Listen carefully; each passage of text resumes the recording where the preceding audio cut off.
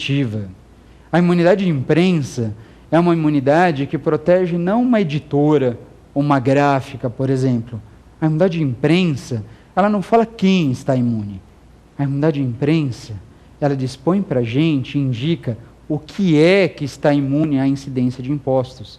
A imunidade de imprensa, ela afasta os impostos, não sobre a editora, mas afasta os impostos sobre o livro, sobre os jornais, sobre os periódicos, bem como sobre o papel destinado à sua impressão.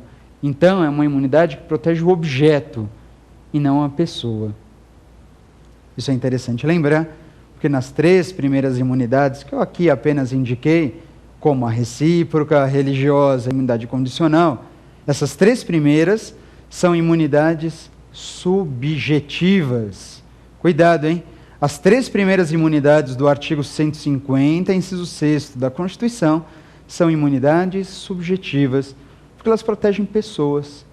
A imunidade recíproca, lembra? Protege os entes federados. A imunidade religiosa protege as entidades religiosas. A imunidade condicional protege os partidos políticos, os sindicatos, as entidades de assistência social e entidades educacionais. Perfeito? Joia? Essas são imunidades subjetivas. E a de imprensa mesmo? A imunidade de imprensa é uma imunidade não subjetiva, ao contrário, é uma imunidade objetiva. A imunidade de imprensa, ela não protege a editora, mas protege os livros, jornais, periódicos e o papel destinado à sua impressão. Tranquilo? Essas são imunidades bastante interessantes e essas que visam proteger garantias constitucionais, né, que vêm para proteger, para preservar garantias individuais, essas imunidades não podem ser afastadas sequer por emenda constitucional. Não mesmo. Aliás, qualquer imunidade que tem por finalidade preservar uma garantia constitucional é uma imunidade considerada como verdadeira cláusula pétrea. E, portanto, nem mesmo emenda constitucional tendente a abolir ou diminuir uma proteção como essa será admitida. Tudo bem? Perfeito? Joia? Contudo, você lembra muito bem que eu disse logo no início do programa que o nosso tema do dia de hoje não são essas imunidades genéricas que eu comentei rapidamente, mas sim as imunidades específicas. Aquelas imunidades, na verdade, bem peculiares, que, diferentemente das genéricas, elas não afastam todos ou quaisquer impostos. As imunidades genéricas, ou melhor, as imunidades específicas, meus amigos, ela não tem uma extensão tão grande assim. A imunidade específica, ela só consegue afastar um tributo. E é um no sentido numeral. Ela não afasta 1, ou 2, ou 3. Ela afasta um único tributo. Agora, muito cuidado. Quando eu digo que afasta um único tributo, eu não quero dizer que só existe uma única imunidade específica, segundo o texto constitucional. Não uma só. Nós temos alguns exemplos de imunidades específicas, alguns exemplos de imunidades que afastam só um tributo. E digo mais. Imunidades específicas, você talvez esteja pensando, é para imposto federal? É para imposto estadual? Ou é para imposto municipal? E aí, imunidade específica, repito a minha pergunta, ela trata de imposto federal, de imposto estadual ou de imposto municipal? Nós temos exemplos nas 3 esferas. Você tem imunidade específica tanto para tributo federal como para tributo estadual e inclusive para tributo municipal. Vamos falar dessas imunidades então? Joia? Vamos começar com imunidades específicas no âmbito federal. Pode ser? Combinado? Então tá bom. Uma imunidade específica no âmbito federal, vou citar o exemplo do ITR. Você lembra do ITR, né? O Imposto Territorial Rural. Então é aquela história. Se você tiver um imóvel, sua propriedade, situado em zona rural, você está sujeito ao pagamento desse imposto. Beleza. Pagar o imposto, você sabe que você paga. Você tem um sítio, você tem uma chacrinha, você tem uma fazenda, você está sujeito ao pagamento do ITR e não do IPTU, tendo em vista que o IPTU é só de um imóvel localizado em zona urbana. Perfeito. Mas existe uma situação em que você pode se livrar da incidência do ITR. Portanto, isso é bastante interessante. Quando que isso pode acontecer? A imunidade do ITR, ela acontece quando você só tem um único imóvel.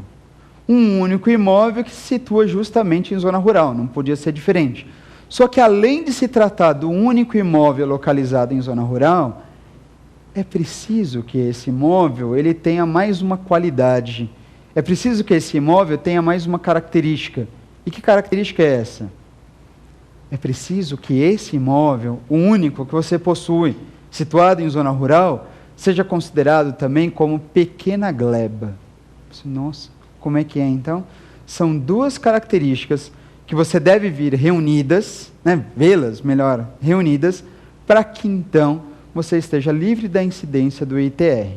E eu vou repetir para vocês. O imóvel deve ser o seu único imóvel, e além disso, esse único imóvel situado em zona rural deve ser considerado como pequena gleba. Joia? Ou você tem as duas características reunidas, ou então você pode esquecer da imunidade, segundo o texto da Constituição, para o ITR. Quando eu digo único imóvel, melhor, quando a Constituição informou o único imóvel, ficava aquela dúvida. É um único imóvel em zona rural, tudo bem, entendi, não pode ter mais nenhum outro imóvel em zona rural, mas ficava a pergunta, escuta, será que eu posso ter a imunidade do ITR mesmo tendo um imóvel, um outro imóvel localizado em zona urbana? Por que da dúvida? Ora, a dúvida é bastante comum e normal que aconteça, haja vista que você está falando de uma imunidade do imposto territorial rural, e o imposto federal. Então, quer dizer, quando a Constituição falou único imóvel, você naturalmente pensou em um único imóvel em zona rural. Mas segundo o Supremo Tribunal Federal, para ter essa imunidade, admite-se um determinado contribuinte possuir algum outro imóvel localizado em zona urbana? Segundo o STF, não. É o único imóvel mesmo. Você só tem um imóvel. E esse único imóvel que você possui está justamente em zona rural. Você não tem mais nenhum em zona rural, nenhum outro em zona urbana. Você só tem um. E esse único, encontra-se em zona rural. Tá bom, perfeito, ficou claro. E agora, além disso, esse imóvel tem que ser considerado como de pequena gleba. Aí, meus amigos, a questão é o seguinte. Quando eu falo de imóvel considerado como pequena gleba, a Constituição não vai além dessa informação. Porém, existe uma legislação específica tratando do tema, que é a Lei 9.393, de 1996, isso mesmo, Lei 9393/96, que fala a respeito dessa imunidade, dizendo, olha, como é que eu faço para considerar um imóvel como pequena gleba? Isso vai depender de região para região do país. Por exemplo, se existe um imóvel de 30, 50 ou 100 hectares, que não é pouco chão, que não é pouca terra, dependendo da região do país em que o imóvel se localize, ele pode ser considerado como pequeno imóvel, como pequena gleba. Bem, depende da região. Por exemplo, na região do Pantanal, Pantanal Mato-Grossense ou Sul Mato-Grossense, lá é considerado pequena gleba imóveis que têm até 100 hectares. E não é pouca coisa não, hein? 100 hectares na região do Pantanal é considerado um sítiozinho. Tudo bem. Para a legislação, esse imóvel é considerado como pequena gleba. E, portanto, se for o único imóvel que você possui e está lá naquela região, uma coisa é certa, ITR você não paga. É claro que mudando as regiões do país, né, um imóvel pode ser considerado como pequena gleba até 50 ou até 30 hectares. Vale a pena sempre verificar essa questão na legislação correspondente. Tudo bem? Ficou claro? Esse é o exemplo que eu trouxe aqui para vocês de uma imunidade específica no âmbito federal. Tá bom, mas existe imunidade específica no âmbito estadual? Existe. Vou dar um exemplo no que tange ao ICMS. No que se trata do ICMS, um exemplo bastante comum quando você circula mercadoria. Principal faturador do ICMS. Eu circulo mercadoria aqui na cidade, tudo bem, eu estou sujeito a pagamento do imposto. Se eu circulo mercadoria de uma cidade para outra, pago o imposto também. De um estado para outro, estou sujeito à incidência do ICMS. Tá bom, mas se eu circulo mercadoria aqui da minha cidade para outro país, e se eu exporto uma mercadoria? Na exportação, está o contribuinte do